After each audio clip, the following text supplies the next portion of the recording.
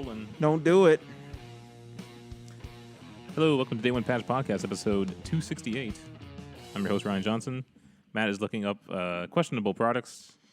Yeah, I'm looking up on Amazon. I like what I've been doing here is is our waves too small? Anyway, I've been looking up.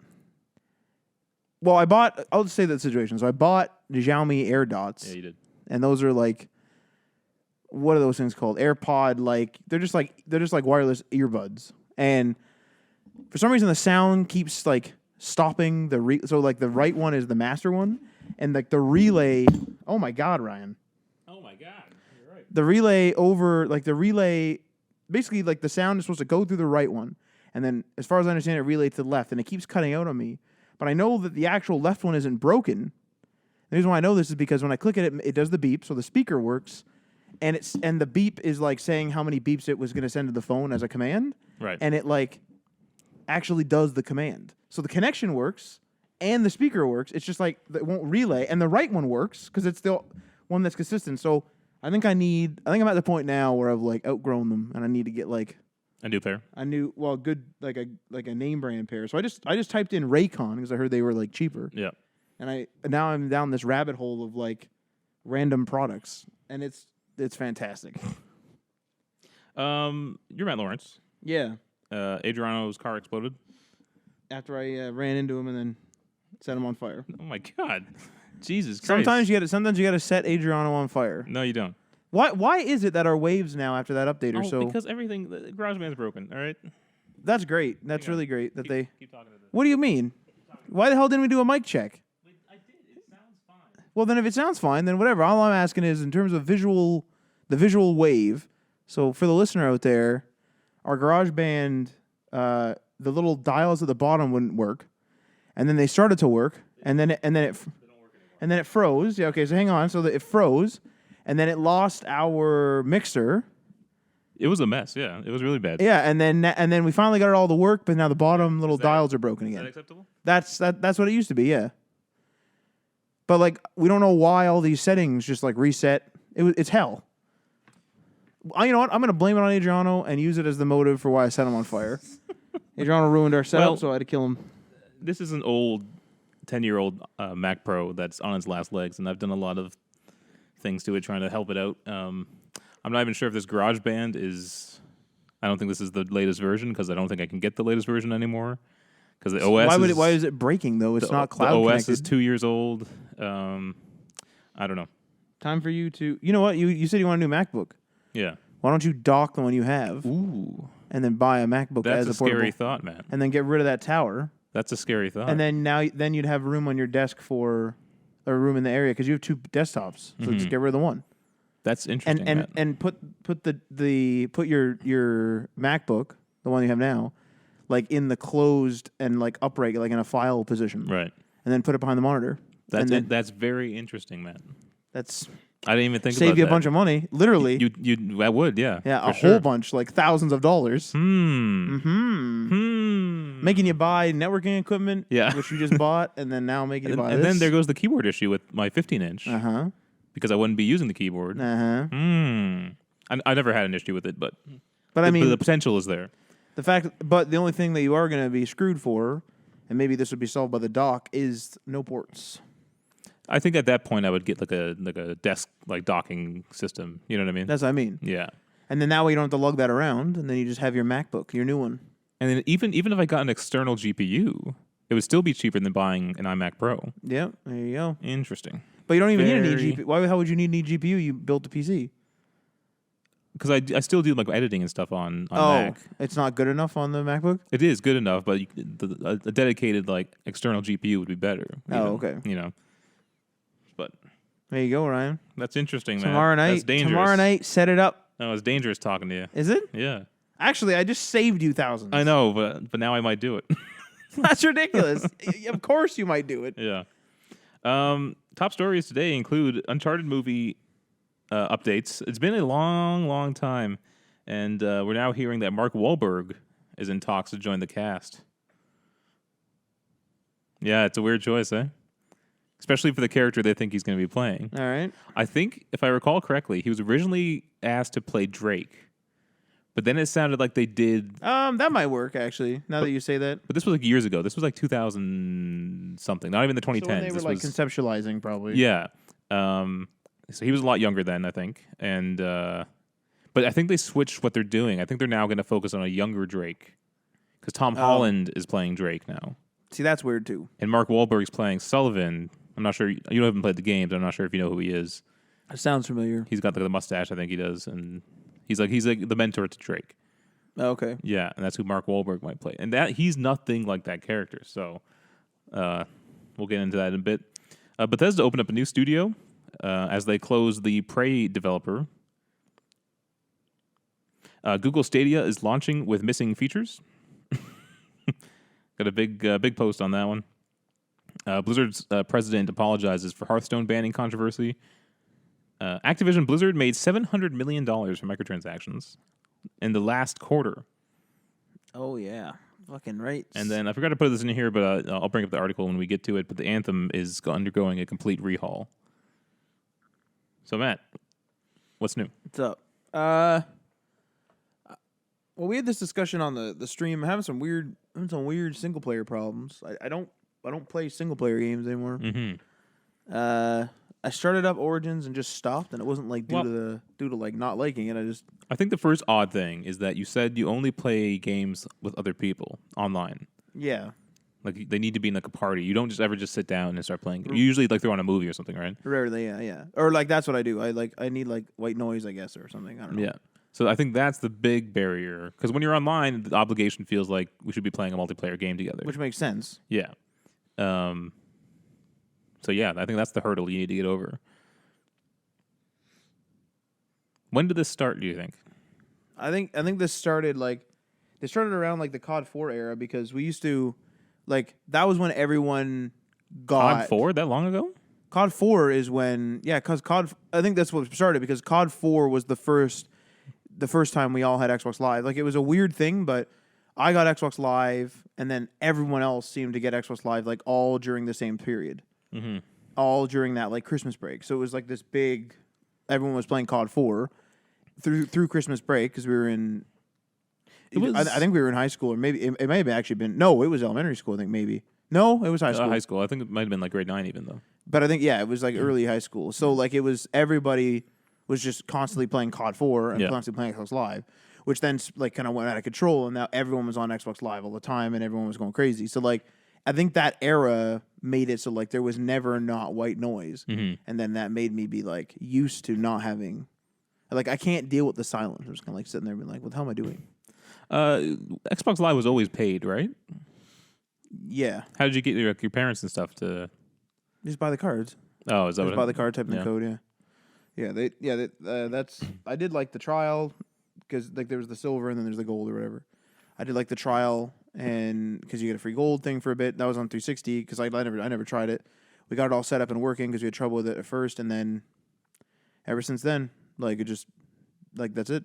That's Xbox Live. But you had played single player games between then and now, correct? Yes, like Fallout 4 is a big one. Even Fallout 4, we played like a few days because I took a week off. We played a few days together, like even on the parties, because it's not like those games have the most like riveting stories. Mm-hmm. So even that, like, there's some that I will play, and there's like a bunch of like strategy games I want to play on the computer and stuff.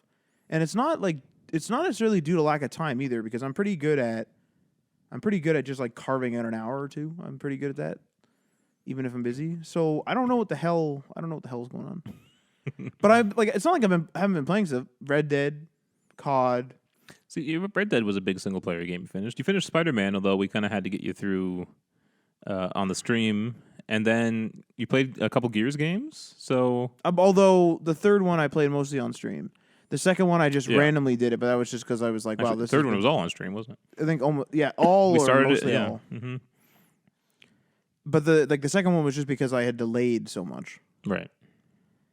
But I'm weird. I don't know. There's something weird now where I don't know what it is. I think maybe it's like I need to be multitasking. I think that I've reached this weird point because I find myself turning on something and then I'm like constantly on my phone, but I'm not like fucking around on my phone. I'm like doing stuff. Mm-hmm. Like I'm doing work stuff or something.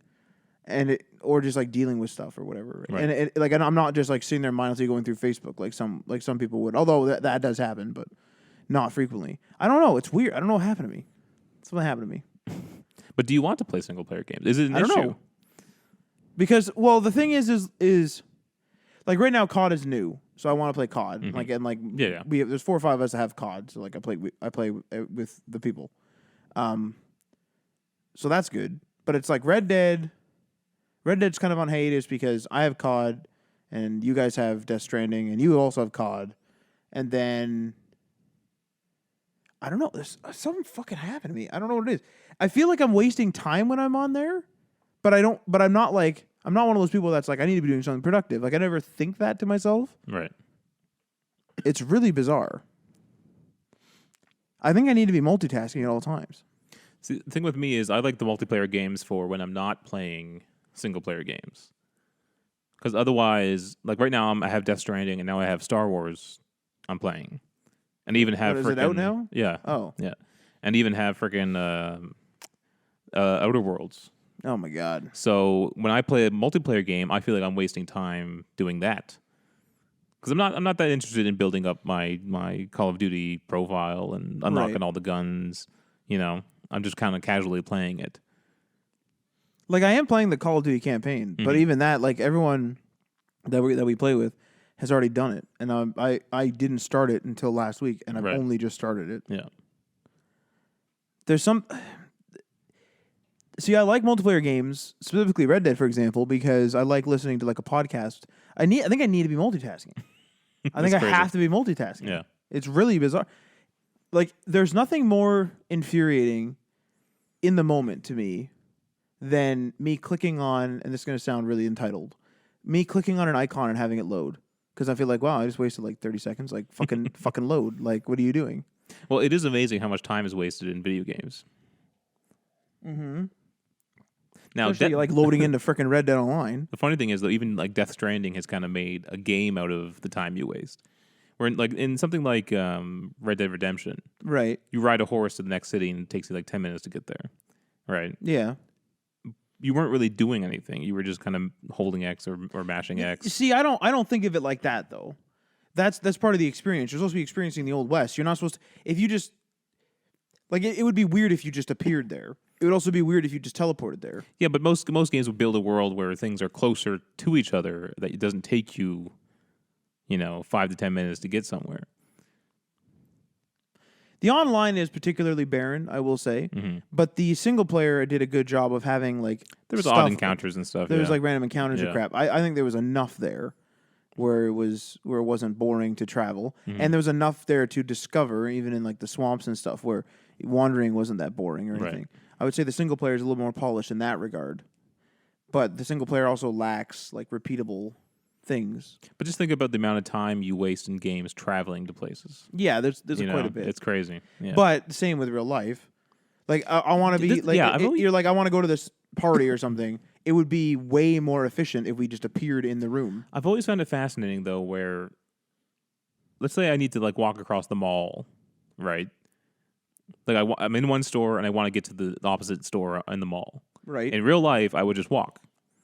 Right? Yeah. But in a video game, I feel the need to run and get there as fast as possible. Yeah, that's weird. Yeah, I don't understand that either. Yeah. And in some ways, it was refreshing in Red Dead to have a slower paced game where every action is deliberate and you like see everything. You get off your horse, you put the guns away, all that kind of stuff. Do you know what I think it might be with Red Dead is even though the interactions are not like super in depth, the fact that you can interact with each individual person and there's like random things that can happen in the town and stuff, like people can be like there can be random bar fights or random duels you ride up on or something going on, like our gang comes ripping through the town and starts shooting it up or something like, and this is random, this is not scripted story stuff, like this is just random crap. I wonder whether the reason why we don't run in real life is because we could do that, or like there's stuff going on around us, and so we're like watching interactions or doing the interacting. Yeah, and it's the same with Red Dead. But there's also like societal things. Like most people don't want you to run across the mall. You bang into people, But I'm also not tempted to. And you also have to expend energy. Whereas on a game, I'm just pushing the controller, the stick forward. That's true. But you're also, like, to be clear, you're also... There's more cost to running in real life than there is in a game. In a game, but why are we uncomfortable with not running in a game? It makes sense then to run in a game, but why do we feel uncomfortable not running? Because it takes too long. I think it's because there's in most games there's nothing to do from point A to point B. Adriano claims he walks only as fast as like the stick fully forward. He doesn't sprint to places. That's too much time. But he's really immersive with this stuff. Imagine him playing Red Dead. He's going to be really immersed in that. He's not going to play Red Dead. It's going to take him like maybe another couple like another 10 I don't hours. think I estimate if it can run on his PC. I estimate, and he might like be listening to this. I estimate, and correct me in our chat if you're listening, Adriano, that he will either not play it, or if he plays it, he's not going to beat it. I think he will. No, I think that there's too much traveling. But remember, because I think there's a limit to him being like, I'm not going to be trapped in this game for 2 years. But remember, he also doesn't go off the beaten path. No, you're not wrong. You're not wrong. But there's missions. There's missions that like take you to the town, and then you're just kind of like there. So if he wants to be immersive, is he going to go to the bar? I don't know. No, I don't think he does that. He only does what the quest he has to eat though. Requires of him. No, but he has to eat. I mean, yeah, he'll go to the general store and buy some food, or he'll go to the bar, which will trigger like a bar fight. Yeah, which will trigger like something going on, or will trigger a duel. But that's not going to happen every time. I didn't get many bar fights. I got in quite a bit of bar fights. I never went to the bar actually. They get their fucking stew or whatever. The only time I went to the bar is when there's a quest in there, and that was it. No way, man! I got the pork chops and stuff. But have they fixed those issues with running? They couldn't even boot up the game. I think someone came up with like a weird fix for it, and there was like a couple of like articles that were like, if you want to get it to run, do this. I don't know what happened. Jeez. It just goes to show that people just push shit out. They don't care. Well, that's why I thought it was so funny that they took years, or I guess a year, to make the PC version, and it literally did not get past the first load screen. But isn't it the same? It's like, it the same as the PS era's GTA 5? Where GTA 5 released on Xbox 360, or like that era, and then a year later, I think it was GTA 5 PC, and a year later it came out on next gen. I think they're just bridging the gap. They're just trying to get a good 3-year run out of each game. Yeah, but the fact that like instantly, as soon as the game launched, people were saying this doesn't run. It's like they how did they not catch that? And guess what? And did they only test it? Did it hurt them? No. See, that's a problem, right? It's the fact that it didn't hurt them. Yeah, but I'm optimistic about people. But this is something that is weird about stuff that's so accessible. If you went to something common, so like let's just say some taco joint. It was downtown. You go to some taco joint downtown, and it's like a critically acclaimed taco place. Everyone's going there. Hooray. You go there and you get food poisoning, or you know someone that went there and got food poisoning, and it was like an experience or something like that. Because there's a risk of that, or there was like a problem there, you're not going to, like, chances are there's a higher chance of you not going. Yeah. Meanwhile, like, they didn't mean to, like, accidentally poison the food or whatever. Like, there was some sort of problem. Now, Rockstar didn't mean to have an error, but it could have been found out easily, and it wasn't. And we'll still buy it. But I also think it's like the problem with PC gaming is there's so many variables. You know, all the people who had those problems, maybe they all had a single component that caused that problem. Who knows what happened? You know, and so the PCs they tested on at Rockstar might not have had that issue. They could have been running different builds of Windows. They could have had a goddamn RGB controller installed. Do you know what I mean? How can they test for every variable on the PC? No, you're not wrong. You're not wrong. All I'm saying is, and I'm not, and I'm just using Red Dead as an example. I'm just saying that because the product is accessible, we will like basically excuse it. Whereas that taco place, I wouldn't go there again. Right. I'd be like, I'm not going there. And it's not accessible either. Like, I have to drive to the city and go there. But I also think too that like we know they can fix those issues with Rockstar. But you know that they could fix the the beef But or whatever. it's harder to prove that. They can't be like, oh, we updated our taco store 2.0 with their cleaning products. It doesn't equate the same way. No, it doesn't. So, like yes, this was a problem Rockstar had, but clearly they could fix it. It's just a software bug somewhere. Yeah. And so people are happy to play the game because it's a good game regardless of the issue. We live in a weird society. I was listening to a podcast, and they always bring out like an old some old gaming magazine from like decades ago, and this one talked about the very first game that received a software update on console. PC games had like received a few, but this was the first console game to receive an update. Okay. And people were saying, "Oh, this is gonna mean that they can ship broken games and fix it later." They're already saying that the very first update to a game, which is kind of hilarious. I mean, it's and weird. There's people on the other side also saying the benefits of it, how they can add new features and keep games alive for longer. But we also like humans aren't proactive, but yet the instant something goes wrong, we look at the worst the very worst possible outcome. Yeah. But I mean, it happened. Mm-hmm. I've been playing a couple games. I started Star Wars Jedi Fallen Order today. Played maybe an hour of it. How's that? It's good. That was an apprehensive good. Well, it's just I'm not far in it enough to really have an in-depth opinion on it because my combat skills are limited. I have a big old skill tree. You can unlock new stuff. So right now it's just kind of doing basic blocking and slashing. But it's well done. It's having trouble running a little bit. I know there's some jitters and stuff, and I saw this in IGN's review that it struggles to run. Even and you have the Pro as well. I have a Pro, yeah, and I heard even on PCs with the 2080 in it struggles to kind of run. So I'm not sure what that's about, but so far it feels like a good Star Wars game. It's getting a lot of good scores and stuff too. I don't like the idea of pushing something to the limit. It's weird that they do it though, eh? I get why. It's because they're excited about what they're doing usually, and they were like, "Man, now we have all this power. Let's use it." I agree with that, but like they should be conservative and say, "Man, let's use it," and then what they should actually be using is like 80% of it, and then have a 20% buffer, and then increase later as needed or as desired, and as you can for that matter. Yeah, but this is definitely a sign though that we're reaching the end of this generation. And who knows? Maybe it's a RAM issue because because I was going to say the PCs aren't really that original spec was 32 gigabytes. Remember for the recommended? Oh Christ! Admittedly, though, that they might have like a program that they like a pre-made form, and that could just be an option. And they could have just clicked maxed everything and just they could have just made a mistake like that. Like it could be just semantics. Yeah. The fact that they changed it and didn't really comment on it, I don't think. Not that I heard. So that's just it was error, probably just an error. Like, oh shit! Like whatever. That's a lot of RAM though. Jeez, for one game.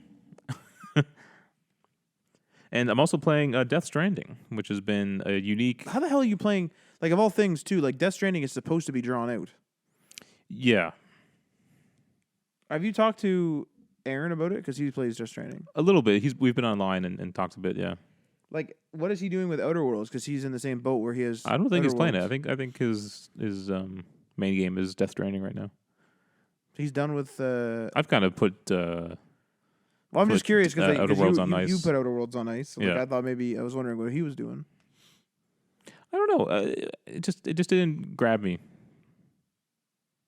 The first few hours were pretty great. It was a cool world and it was cool humor and stuff. It was like funny humor and so I don't know.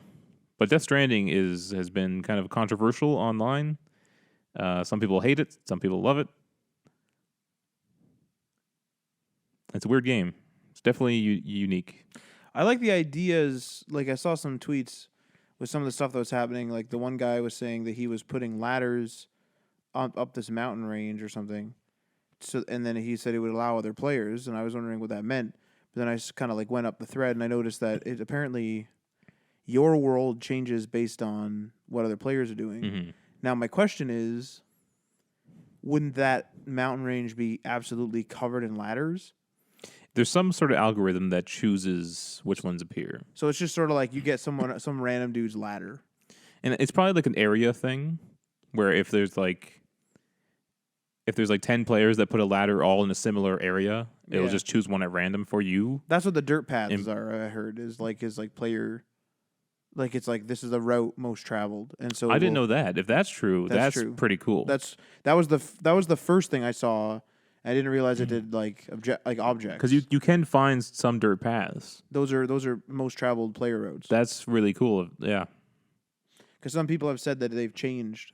And you'll even see apparently you'll see you'll go down, I don't know, path like path A. Mm-hmm. Path A is a dead end, and you'll see the players turn back around and go the other way. Well, that's awesome. But it's funny that we were just talking about this, like walking from location to location. That's all this game is. Your job is to literally carry cargo from one location to the next. Right. And I find it actually fun. I don't find it, but I can see why people might not like it. Right. And there's a lot of inventory management, and you have to plan ahead for your route. Like I had to turn back after walking halfway to my destination because I didn't have the gear. You have to turn back as in you press quit, or you have to literally walk back? I walked back, yeah. Oh my god. Yeah. Because if I don't have a ladder and no one else put a ladder there, you're screwed. I'm screwed. So I usually have a loadout I carry on me at all times, and it doesn't really limit the other stuff I can carry, which is fine. I usually carry 2 ladders and 2 ropes at all times, and usually a couple. You have this other object that can build things for you. You can build a time fall shelter. It can build a massive bridge that will stay there for other players and stuff. It can build power sources to recharge your bike or your vehicles. So I usually carry one of those on me, and that's a backup in case I need something. Are all the players supposed to be you're touching the other side or some crap? No, I think they're all multiple dimensions or something. Or you're figuratively you're all supposed to be couriers in that world. Yeah, that's what it is. Yeah, you don't ever see them, but they're supposed to be having other couriers in the world. Yeah, running around. It's just kind of like how you'd see a dirt path in real life. You don't see people on it necessarily. Right. Yeah, you just see the traces of them. Right. Yeah. They do have NPC ones that will kind of show up and hand you an item every now and then. What the hell? Yeah. Hey. But I'm enjoying it. It's got a classic Kojima story and universe, which is what I'm kind of there for. Yeah. You know? So I'm enjoying my time with it. I can't wait to get to the end. Cool. But I definitely understand why someone might not like it, and that's kind of why I want you guys to play it, just to get your opinions on it. And see if you like it or dislike it. I think I'd be down to stream it. Yeah, that'd be a cool introduction. I think. Mm-hmm. I'd be down to try it. Yeah. Maybe maybe there's another single player game. Yeah. I can try. There you go. Oh, you played Phantom Pain, didn't you? Yeah. You never completed it. Got interrupted by Fallout 4. Yeah. And that's a done deal right there. Although probably Fallout 5 is probably going to be horrible. So there's that. Jesus. You'll go back to a Phantom Pain and finish it finally. Yeah, maybe. All right, let's hop into the news for this week. Uncharted Movie. Well, apparently we're hearing that Mark Wahlberg is in talks to join the cast. This comes to us from GameSpot. We also have news of the director.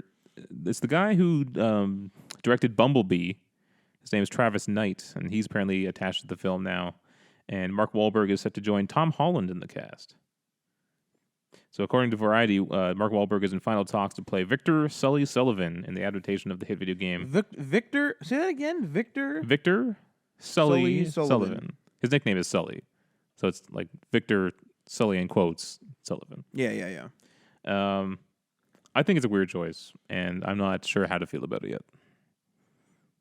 Sullivan is a very kind of charismatic, classic old guy kind of role. Smokes a cigar. I think Mark Wahlberg can be that probably. Really?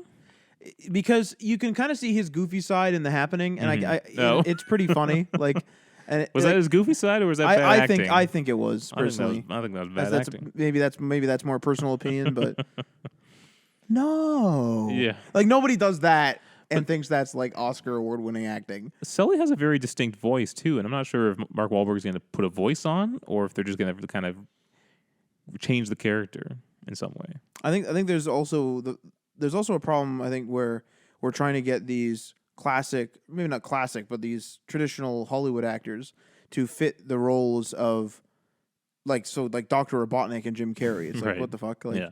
But you need those names in Hollywood to bring in the people. Like Jake Gyllenhaal kind of makes sense because like The Division is like just a shooter, so it's just like a military movie. But when you get into weird stuff, like I kind of think that maybe Kojima's onto something because if he's using actors in his games, you could easily translate those into movies. Mm-hmm. You could use the same actor. Yeah.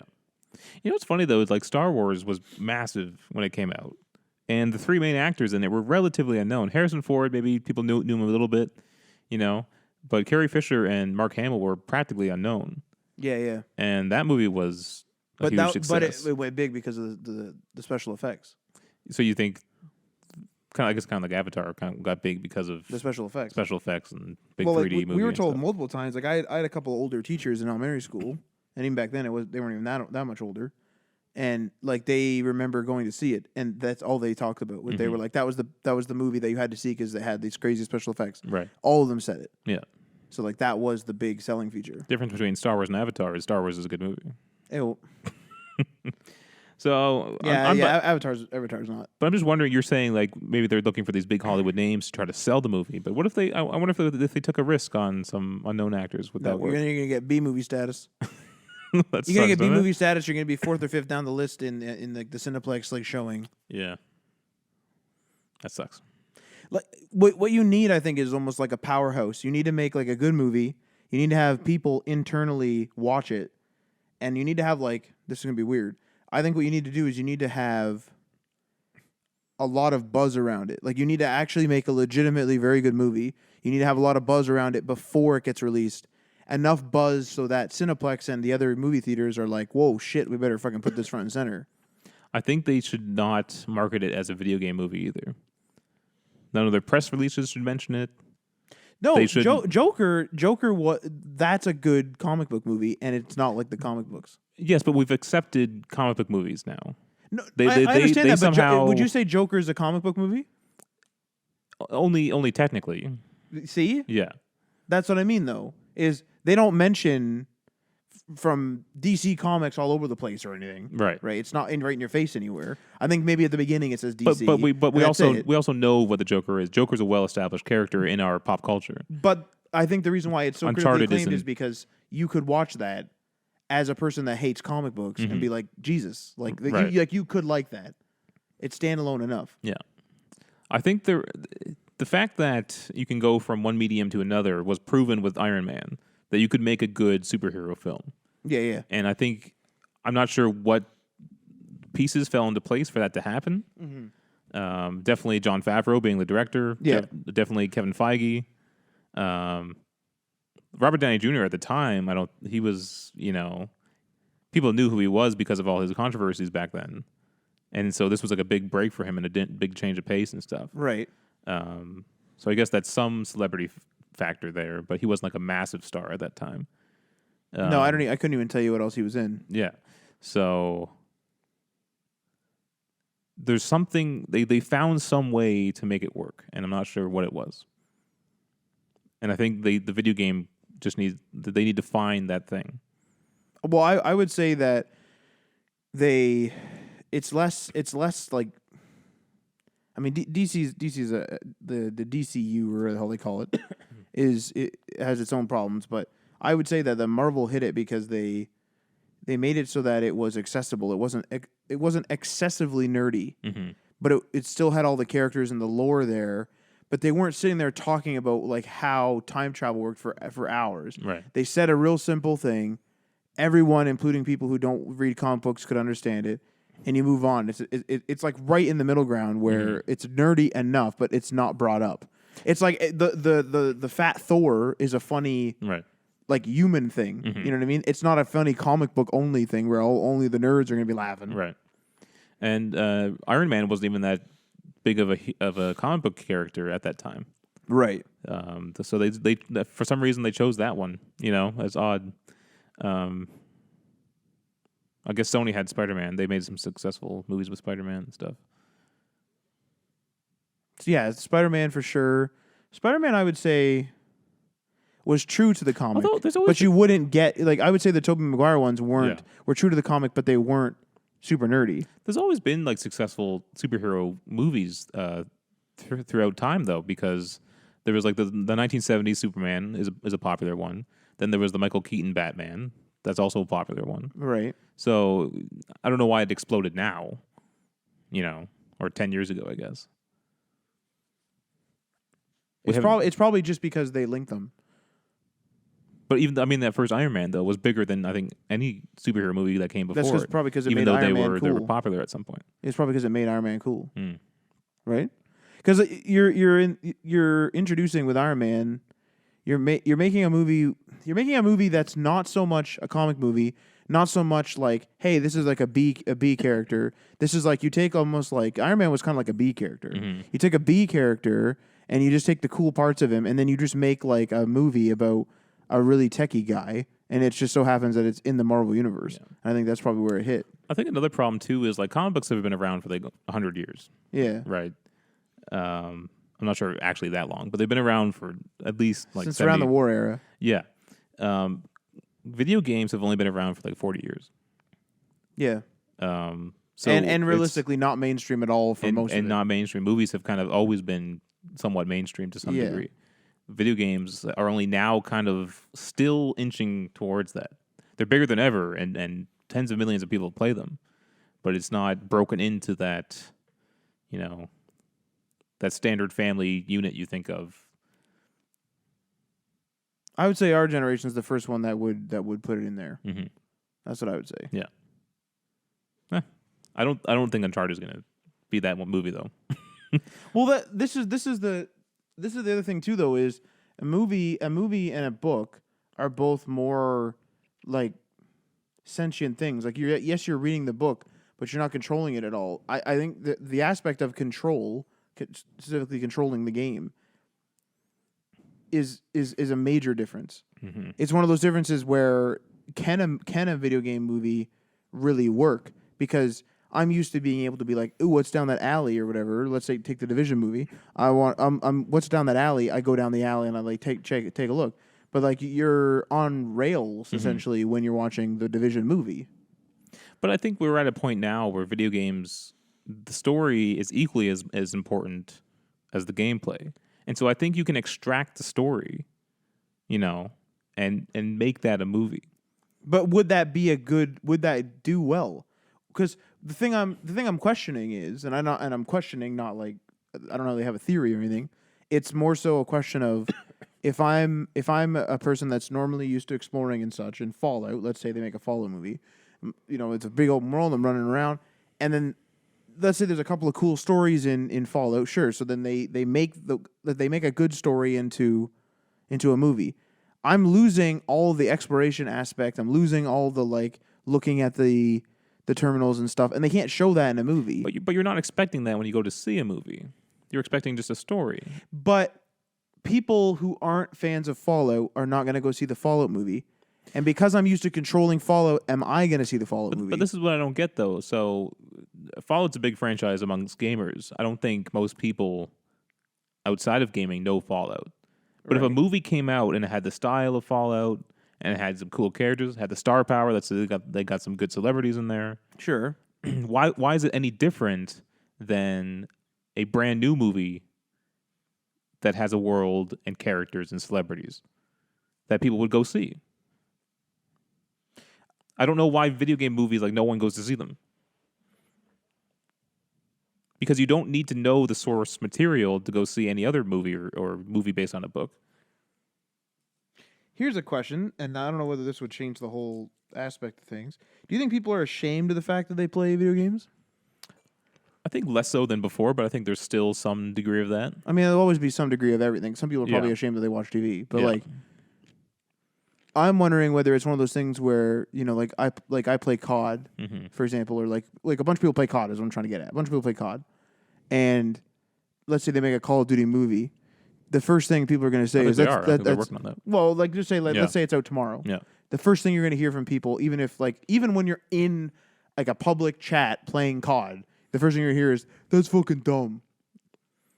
Is it because they're like ashamed to associate? Like, first of all, they have to go in public and watch that. Like, why isn't it that Halo content? Like, a good example, I think, is Halo. So I've played the shooters, but I didn't really pay attention to the stories, and it's also been years, so like whatever. I've never played the first one either. So I don't really know the story of Halo too much, but I do know any of the story I do know, for the most part, is actually from Halo Wars. Mm-hmm. And I really like Halo Wars. But if it comes out and it becomes a movie, am I going to want to go see that? Probably not. But I don't know, like, is it the shame factor? Like, I don't want to be seen. Like, physically, I do not want to be seen at a Halo movie. And if it comes to Netflix, let's say they identify this, the people who release movies, they identify this, they say, okay, let's do direct to Netflix. Right. So they do a direct to Netflix. Am I going to want to be, like, associated with, like, I'm not that nerdy, I don't have to watch my games too? Am I subconsciously, and sometimes some people are, like, vocally ashamed of it? And then people like my dad, for example, there's a good example. He just likes action films. He's going to look and be like, the fuck is this, like, green dude? And he's not going to watch it. Right. There's definitely still a stigma, again, I think a lot amongst the older crowd who still think video games are toys and meant for kids and a waste of time. But I think that's changing. But maybe. Who knows? All right, let's move on. Bethesda is opening a new studio. They closed the Prey developer. Their name was Human Head. Is now closed. And they opened a brand new studio with some of its key staff members. The new developer is called Roundhouse Studios. They will immediately begin working on an unannounced project. Probably the next Fallout because they're scared. Do you think they would ever take away Fallout from? Well, I guess they did Obsidian with New Vegas. I don't. But the thing is like start work. It could be something as simple as like, please get our concept art done for us so we can get it going. Yeah. Yeah. You know, or like, please flush out our engine a bit or something. What's weird though is like, why shutter the one studio just to open up a new one with some of the key developers? That's really weird. Is that easier financially? Is that easier logistically? What do they mean by key staff? Did they only keep the managers? But even then, like, but aren't they the ones responsible for the lack of excitement for Prey? Shit rolls downhill, bud. Shit rolls downhill. Yeah. So I don't know, but we'll see what comes of the new studio, Roundhouse, out of Wisconsin. I find that weird too. What? They're operating out of Wisconsin. Cheap real estate, maybe. Who knows? It just seems so weird because like most games are developed in like Montreal. Oh yeah. You know, or like California or something. It could have been just something as simple as like they don't have many game studios there and there was a tax incentive. Like it could be something that simple. Yep. Well, here's a question. So is Prey done then? Like they did the Moon update and everything. Prey's done, you assume? I'd assume, yeah. So now is Prey the series done now? Probably because the first game was kind of a cult hit. You're talking about that really old one? Yeah, but that was kind of like a cult hit, and then this new one was just like, hey, wasn't even related, right? We still have this IP laying around. Might as well make a game. Were they the ones who said it's cheaper to use the same IP? Yeah. Than get a new one? That's stupid. That's so stupid. But it doesn't make sense when the first game wasn't that well known. Why not call it like? Well, I mean, isn't like the James Bond copyright like up in Canada? In Canada, yeah. Why didn't they just call it James Bond in Canada then? You know how amazing that'd be if Canada started making their own James Bond films? That'd be incredible. No, it wouldn't. Huh? No, it wouldn't. It would not be incredible. I assure you, it would be like a CBC original. Yeah, call it CBC. We'll make. I don't want CBC involved. Fuck. You can watch it on CBC Gem or whatever their streaming service is called. Is that what it's called? Yeah, I think so. Gem. Yeah. Is that because their logo is supposed to be like a gem? Well, maybe. I don't know what that is. I thought it was like a microphone or something. I thought it was too, but what I think it's supposed to be is it's supposed to be a geometric representation of the shining pieces of a gem. Jeez. I don't know, though. All right, Google Stadia is got a controversial launch here. This comes to us from GameSpot. Woo, here we go. Now, to be fair, I mean, well, not to be fair, but to lay some kind of perspective on this is for the Founders Edition people who get early access to it. Okay, yeah. But we also don't know when these features are going to be rolling out to the masses either. Sure. So those who pre-ordered Google Stadia's Founders Edition will be the first to log in next week when the service kicks off on November 19th. It doesn't look like being smooth sailing for Google, however. The recently announced launch lineup has already been roundly criticized for an underwhelming scarcity of games, not to mention a lack of exclusives. And now the list of missing features at launch is a growing concern. In a Reddit AMA with Stadia's Andre, sorry. Damn it. I was going to say, isn't that just Andre? Yeah, what the fuck? Andre Doronovichev and Barry No, Lee. what was that? Go back. What was that? Doronovichev.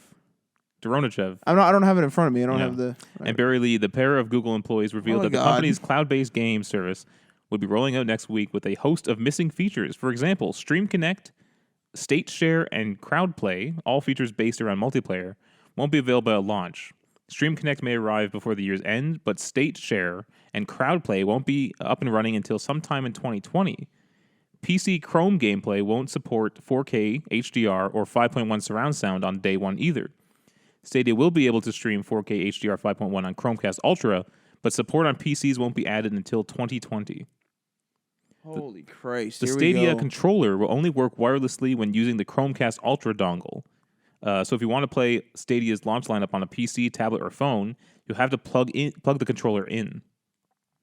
On top of this, existing Chromecast Ultra devices won't support Stadia until a firmware patch is released sometime after launch. Which is absolute... That's ridiculous. That's horseshit. That's the biggest horseshit. Because the one that you get with the Founders Edition or whatever, that bundle you get, works. Yep. So why not just release the patch? So clearly their update software or whatever isn't ready. What's really stupid about that is there's people out there that didn't buy the Founders because they had a Chromecast Ultra and now they're fucked. Right. The achievement system is also missing. There won't be a family sharing option until 2020, and the Buddy Pass for Founders won't arrive until 2 weeks after Founders have received their bundle. Controllers aren't all being sent out at once either, so you may have to wait a few days after November 19th to receive yours, which means playing with a keyboard and mouse to begin with. So that's the Stadia Google launch. Stadia. That is like a major cut. Like that's like 90% of the features. It's really weird, isn't it? It's called, you know what it's called? Fucking delay it by a month. Yeah, really. Because what is wrong with you guys? I don't know. I don't get it. And here's the kicker. Like you still have to buy the games. Yep. So no one's gonna buy those games then. There goes. Like, what the hell is wrong with them? I don't know. You can't release something like that. I don't even know why. Like, you can't. Why Chrome on PC won't support 4K? Like, why? Why, Matt? What is happening? I would say that is the most acceptable cut. Yes, but I'm just saying. But you saying, hey, like our 4K stuff isn't ready, but it is ready because it goes to their 4K Chromecast. No, but that's what I mean. Is that what they should have did? And like God knows what their dev cycle was like. But what they should have did is maybe a little earlier been like, shit, what should we cut? Let's do 1080p. Let's cut the 4K. Let's cut the HDR. Let's cut the 5.1 whatever surround sound. Do that, and then let's get like Chromecast working. Like what the? If I recall though, is there only one price, and you get all the resolutions just depending on your speed? I think so. I don't think you don't have to pay extra for 4K. I don't think so. Okay, because that would be bad if that was the case. I wonder if it's up to the vendor, but I don't think so. I don't know. But even then, this is a weird thing because like this is such a new thing we're getting into, and for them to kind of mess up the entrance to this is very strange to me. What's weird about it is it's not like this stuff was up and it went down. This is like they just were like, eh. And this is Google, a multi-billion-dollar company. Yeah. That has some of the best developers in the world. Yeah. And what's going on? You know what I mean? Well, there's this like mentality I find that some people will comment on social media where they say like, well, it's like a new product. Like, you know, if you're an early adopter, this is what you get. At the same time, though, this is something that was told, like we were told we would get. They had like demos of some of this and whatever. And then they're just, and they said it, like we never asked for a certain release date. And they sold the pre-orders too. They sold pre-orders. They set the release date. They set the features. They could have so easily back then been like, we're a little behind on this. We'll say this is coming sometime after launch. This is coming sometime after launch. And the Founders is like super limited. Mm-hmm. If they said that, then it's like, okay, well, I mean, there you go. But they didn't. And now look at this. I wonder if this is could this end up in a lawsuit? Where someone's going to be like, I bought the controller, I'm sure wasn't able to use my Chromecast Ultra like advertised. Yeah, I'm sure someone might, yeah. I mean, whether they will or not, I don't know. If that's possible, I mean, that might be fair. Because I don't think every company gets sued just because they delayed features. So, I don't know. Because they're still planning on delivering these. But it just delayed by a month. Like, what is wrong with you guys? Trying to hit the fucking holiday season. Like, Yeah. but holiday season doesn't mean anything anymore. Well, technically it does. Game devs don't give a crap. Think about it. How many things were delayed? Like, if the holiday season was an end all be all, and you delayed a game, you would delay it by a year. You would not delay it by, we're going to release in March or February, which we do get a fair amount of releases in March or February. That's a new phenomenon, though. That It only is just new, started. Yeah. but like it wouldn't continue. Yeah. If like clearly it's not the end all be all in the holiday season. Right. All right. Next story here: Blizzard president apologizes for Hearthstone banning controversy and promises to do better. This comes to us from GameSpot. So this was at BlizzCon. What was he? What was his official title? Is he president of Blizzard? You're the one with the notes, man. I know. I'm looking through them. Hang on. Yeah, sure. Let's call it the president of Blizzard. I don't know. We're gonna call it what's his name? That'd be a good thing to know, wouldn't it? You don't have his name either. Okay, here we go. Company president J. Allen Brack. Okay. He said that Blizzard had the opportunity to bring the world together in a Hearthstone tournament. We did not. We moved too quickly in our decision making, and to make matters worse, we were slow to talk to you. We didn't live up to the high standards we really set for ourselves, and second, we failed in our purpose. I'm sorry, and I accept accountability. That's what he had to say at the opening of BlizzCon 2019. He didn't acknowledge any specifics or about what had been done. Just kind of a general boilerplate apology. Sounds about right. I like when they say we didn't live up to the high standards we set for ourselves, but it's like you didn't set them because you so easily walked right over them. Just like, eh. Yeah. I don't know if you saw Jeff Kaplan, who's the head of the Overwatch team. He said he disagreed with the punishment, which is surprising to see someone do that. Yeah. Because it hurts Blizzard as a whole, right? Like this wasn't Overwatch's team's fault. No. But people had a nasty feeling about playing Overwatch Blizzard games, and they don't want to get hurt by that. But then Diablo 4 and Overwatch 2 got announced, and then did it hurt them? Well, I don't know. I don't hear anyone else talking about this, and I don't want to start spreading like false rumors, but I wonder if they rushed Overwatch 2 announcement out because of this controversy and because of the Diablo 4 debacle. Because remember last year they didn't announce any new. See, the stupidest thing they did was announce Diablo Immortal alone, as if it was going to be a big thing. Well, they didn't it leak that they allegedly were going to show off Diablo 4? Oh, and then they cut it. What they should have just did is just have a title card that says Diablo 4. People go nuts, and then Diablo 4, and you just say like, I don't know whether Blizzard releases release dates anymore, but because I know they used to not way back. Mm-hmm. But like, I don't know, put 2020 on it. Just D4, and then also do Diablo Immortal, or like do Diablo Immortal first, and people will be like, I don't know, and then it's all of a sudden it like cuts to black, and then it's like D4, mm-hmm. and then that's it. All is well, like that's it. Or all is better than it was, I guess. Like you literally hire a goddamn CGI studio to do a flaming D with a flaming 4, and that's it. And a fade in. Yeah. And that's it. Yeah. And that's it. Done. No problem. Because people are like, I don't like Immortal, but okay. That's it. That was how they announced Battlefront. Remember? It was just like a snowy kind of thing, and they could hear the sound of like the Imperial Walker. Yep. And like just walked, and that was it. That's it. And then it was like, yeah, woo! You know? That's what I mean. Like, just say what you're working on. Like, why is it so secretive? Time. It's about time. Yeah, I think they rushed the Overwatch 2 announcement just because they only kind of showed off like one level really, and they even said this level is not even done. Oh my god! They only showed off one new hero and talked nothing about her. Just said this is Sojourn, she's Canadian, and then just shut up about it. They even said we're not talking about her this weekend. Hi, there's this thing that you guys are all gonna ask questions about. We're not gonna answer them. All right. Yeah. Why? Yeah. Like that's not even hype. It's just like okay. So I think they probably felt like we need to announce something new about Overwatch, and I think they rushed it. Well, it's probably just to try to lessen the blow. Yeah. All right. This is a pretty crazy story. Activision Blizzard made $700 million from microtransactions in its latest quarter. Now that sounds like a lot of money, right, Matt? Yeah. But it is down 31%. They made 1.032 billion the same year last year. The same quarter last year. You know what I want to know, and they probably calculated this. I want to know something. Because we can see that clearly the degrading is not gradual. Like 30% is a pretty big non-gradual down. Yeah. Do you have something to add before I? They think it's because they lost Destiny. Oh. Yeah. Really? 30% was Destiny still? If you asked me to play Destiny tonight, I'd literally laugh at you. You're correct. I would literally laugh. But you understand there are millions of people who are playing it.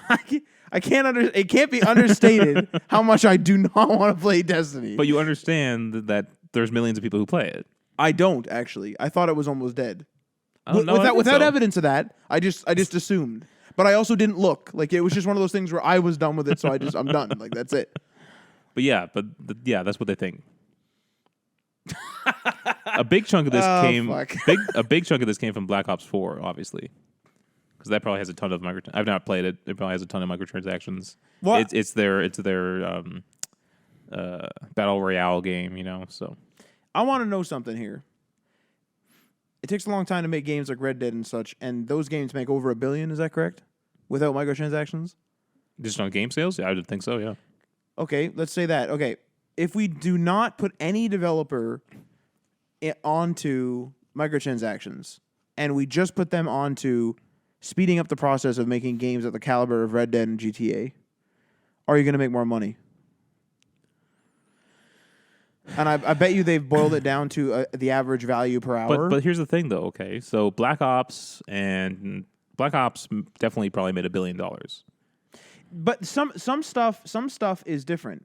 So if we're talking about Rockstar, but they probably made $1 billion. Sorry, which company was this again? Activision Blizzard. Yeah. Okay. If we talk about, maybe I shouldn't use Rockstar then. Maybe we'll use. Actually, I'm going to use Rockstar. I'm going to use Overwatch. Overwatch microtransactions are like a natural part of it. It's like loot boxes you earn or loot boxes you purchase. Done. Mm-hmm. There's not really much developed other than like art guys go in there and make new skins. Mm-hmm. There's not much. There's a couple of maps were added, but there's not much otherwise. With something like Red Dead, they're developing full features for the online with testing and all this other crap, balancing and the whole bit. And so a fair bit of time has to be put into it. Yes, I understand there's a fair bit of time with the artists as well. But like there's probably from an outsider's perspective, more time spent developing features than there is developing a skin. Well, it's not just skins though. Overwatch might not be the best example. What do you mean? Because their microtransactions are solely loot boxes. No, you're right. But I'm saying, like, yes, the new skins is like an artist and an animator, making the actual digital skin. Yeah, but they also have new maps that are fully new maps, complete new designs and buildings and whatnot. They have events that they do. Several times they had new story events, so they had to write completely new stories and completely new actions for the enemies to take and stuff. So yeah, I think there's more to it than just new skins. But and new heroes is going to take a lot of work. Creating the different movesets and everything. Sure. New heroes. I guess what I'm trying to get at is there's some games that fit the microtransaction model, and there's some games that have to put in a fair bit of effort in order to sustain a microtransaction model. Something like I already mentioned the Red Dead thing, or sure, that's a good example with Overwatch doing the events and stuff like that, where they have to like make new maps or make new game modes or expand the story or make new characters, something like that. Fair enough. But if we were to take, let's just hypothetically say it was Overwatch that had no additional things other than skins, so no additional characters and no additional like maps, and so it was just Overwatch with new skins that came out, and they also got like loot boxes. Games like that, where you're just giving you, like, instead of you grinding for loot boxes, you're just paying for them. Like what I want to know is that feature that I just said is probably worth putting in, but the fall off is probably quite a bit because people are going to stop playing the game rather quickly. Well, we had just had a discussion about how timed events and events bring people back. Right. But you have to do a fair bit of effort to make timed events. You have to do a fair bit of effort to bring those people back. What I want to know is if we do not make that effort to bring the people back, and you're quote unquote guaranteeing more game sales and releasing the game faster by just developing the next game and not putting the effort into trying to maximize the profit from one piece of license, are you going to make more money? Don't put effort into keeping your game alive. Make it so that your series stays alive. And so you release the games faster. Is that going to make you more money? I don't know. Or I guess you could also do both, though, right? But then how much are you going to expand your team for that? And with that being said, if making the next game is going to make you more money, you might as well take that effort that you just hired and release it even faster. You could release Red Dead in like a year if you had like a massive team. It's just man hours. I don't know. I honestly don't know. But why? It looks good on paper to maximize the profit from one of your IPs, like Red Dead Redemption 2, making X amount of dollars. That looks really good, and then more of that climbs, sure. But the company as a whole, year over year, what's going to make them more money? I don't know. Like they might know. I'm sure they've had people run the numbers, yeah. But it's not. But the thing is I wonder if they just don't make another license or make another game because there's a risk of it being bad. But we've also entered this service economy, right? Where now investors want companies to have recurring income. That is recurring income. No, it's not. It's constantly not. Making products and selling them in the same series. That's recurring income. The time scales are too long now for what we're moving into. They want more money like every month instead of quarterly now. Would Rockstar's stock fall terribly if they just said no? Like, nah. No, but they have the precedent of being the studio that takes a long time and then sells millions and millions and millions. That's of what copies. I mean, sure. But Blizzard is sort of in the same realm where we're talking about Diablo 1 being on Windows 95, and we're talking about just the fourth game coming out on the next generation consoles. Yeah. It's just the fourth game. But how many ACs have there been? Yeah. But their ACs also now include microtransactions, so they're still releasing them relatively close to each other. But that's a good example of what I was saying though. AC isn't releasing a whole bunch of new missions and stuff like that, minus expansion packs. I understand they're releasing sort of like DLC expansion packs, right? You have to pay for those, right? Yeah, that makes sense. Those are expansion packs. But the microtransactions, what are the microtransactions? For example, in Odyssey, skins, weapons. So it's just building on existing systems without a lot of effort. There's no timed events. There's nothing like that. Origins had timed events. But timed events is in like a timer shows up and it says like Far Cry, where it's like a timer shows up and it says kill 10 cows or whatever by Tuesday, and we'll give you a flamethrower. These were kind of like almost like mini raid type deals where it's like, oh, there's just some big enemy that showed up or something like that. I never played it. Freshly developed content. No, or is it all reusing? I don't recall. I don't know. Well, let's hypothetically say it was all recycling. The recycling. Well, I don't think it was recycled, but I think they made it specifically for those events. I think it had it pre-planned. Okay. It wasn't something added like a year down the road. Okay, so that's what I mean. So what I mean is it makes sense to monetize when it's easy, but when you have full teams that are like, what are we doing this season, and like, what do we do for this, and what do we do for that? I want to know whether it would make more sense to take those man hours and move that over to just making the next title, making Overwatch 2, for example. Well, if you wanted multiple Red Deads like closer together, I don't think making the team bigger, you had to make multiple teams, because that's what AC does. There's multiple teams that make each Assassin's Creed. Multiple teams make the Call of Duties. Well, that's another method too. Yeah. Right. That's just again man hours being spread out where they know the cycle and they just know how to pump them out. Yeah. But clearly both work. Call of Duty comes out annually. It makes a ton of money. Yeah. And Rockstar comes up with a game every 6 years. Yeah. And they make a ton of money. But I want to know whether how long can Call of Duty hold on with microtransactions? What I'm trying to get at is Like if there is too much effort being put into microtransactions in terms of from the developer side. Is there too many man hours, too much effort, too much thought process being put into microtransactions and how to increase that versus just being like, let's release another game and get another influx of money? Apart from Fortnite, which has like new content like constantly. That's different though. That was always designed like that. Yeah. So now the precedent is set up. You can't say to Fortnite fans it's not changing. No, I'm saying apart from them though, microtransactions seem to be a very kind of easy thing to do. It's usually like buy some more coins or buy some more time or buy these skins that we already made. Yeah. Like Assassin's Creed, they added like a few skins every now and then, and yeah, they're hard to do and they take time, but not as much time as making a whole new expansion, like you're saying. Like a good example would be Red Dead. Let's take Red Dead again, but like Red Dead Online specifically this time. If we take Red Dead Online and we take that new Battle Pass like thing, the Outlaw Pass, there was a fair bit of time. You have to make that system, then you have to release it. You know, whatever. You have to make it so that you have to make all the stuff that's in it, and you have to like, you know, you have to do it. You have to make that the mechanic. You take all those man hours and you put them toward a new feature, and you leave the microtransactions to be more similar to GTA, where GTA you earn money and you also can purchase for real money. You just purchase GTA money, like it's a 1-to-1 conversion, right? Or like not 1-to-1 conversion, but like you buy a shark card and you get $1 million. It's not like you get gold. Right. Like in Red Dead, there's money and gold. That's the premium currency. Yeah. So in GTA, no premium currency.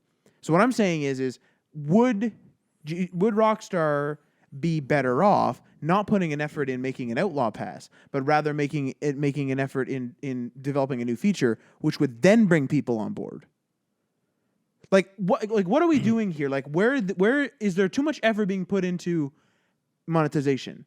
Versus maybe we should put all our effort into content and then literally the people will show up because I'll be like, holy fuck, I want to try that new mission. You know what though, too? They might have a team specifically devoted to microtransactions and that Outlaw Pass and whatnot. But that's still a waste of effort. No, it's not because What do you mean? The original team made the game that made billions of dollars. Sure. Could that team use some help to pump stuff out faster? Yeah. What I'm saying is like, it seems like a lot of effort to bring in like a lot of money, millions of dollars. I understand that. However, it seems like when you release something good, it's a surefire way to make money. This seems like you're making less money on the microtransactions than you are putting in the effort. Like you're worrying about updating a game for 5 years when you could have just released 2 games. I don't know. I don't know how to look at this. I don't because Call of Duty's come out every year, and clearly they just made $700 million off of microtransactions. Not Call of Duty alone, right? But that's probably the biggest chunk. Call of Duty is one of those ones where the core game is not being changed for the microtransactions. Yeah. Call of Duty World War II, prime example. You can buy COD points. COD points are used to buy certain things, and that's the end of it. I'm totally lost now. Then what do you mean? I don't know what you want. No. I'm raising the question of this.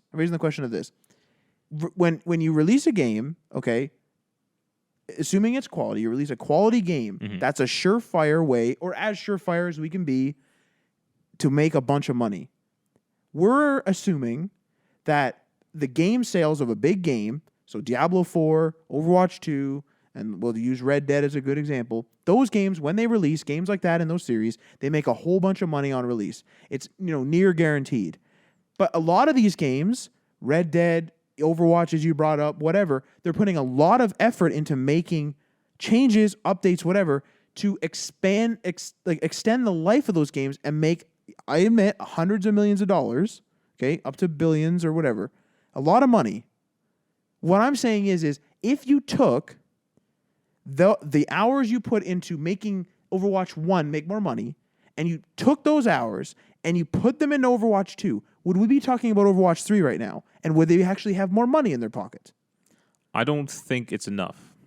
You don't think it's enough? I don't think what you're talking about, the man hours used to develop microtransaction and content. Right. I'm asking, too, to be clear. I don't think that's enough if you just took that and pumped it into a new game.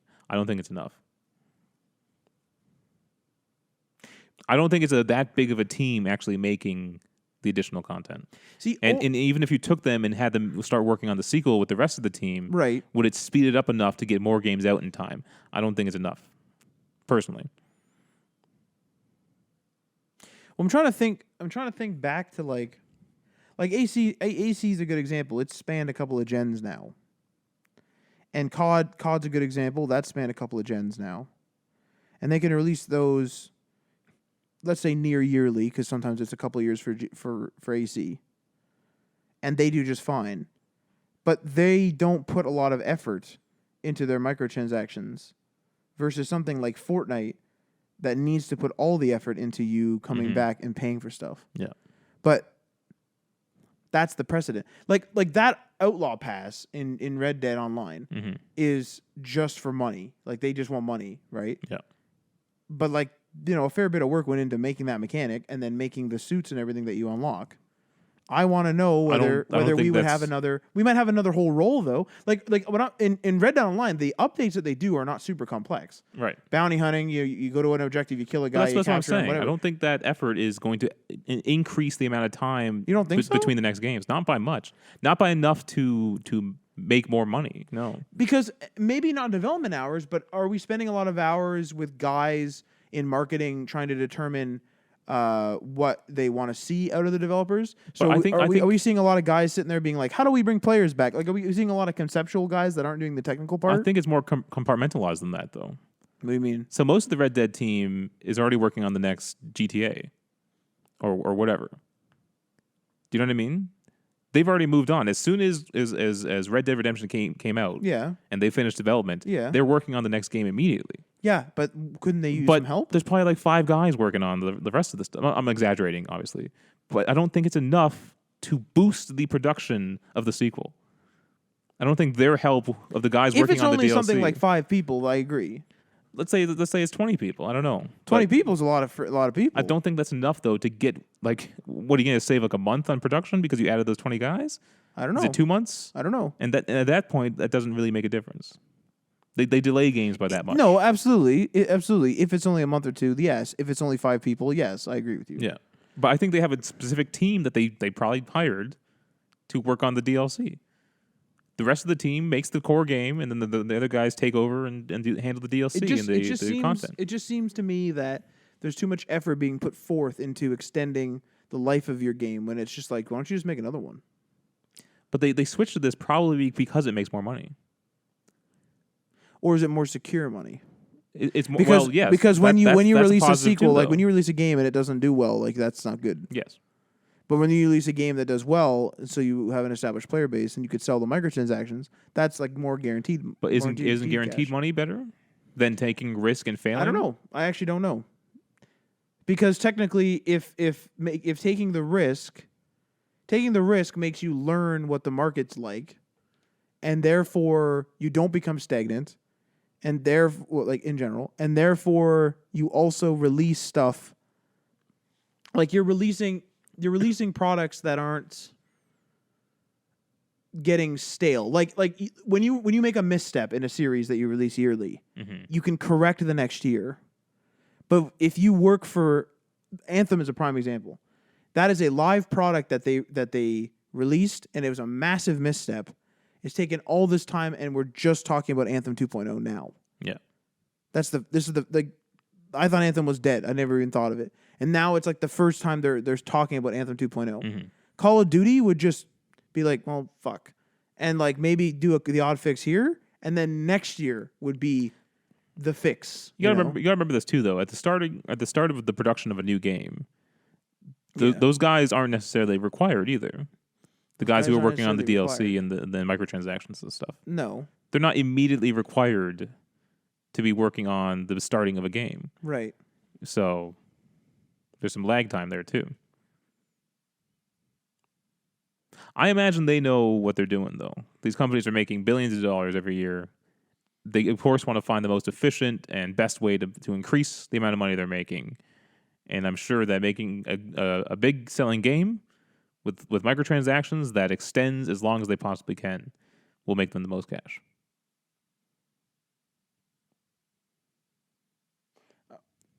I want to talk to an insider. I want to know what the hell's going on. Yeah. I want to know how. It would be fascinating. Yeah. I want to know like what the breakdown is. Game's out now. What happens? Yeah.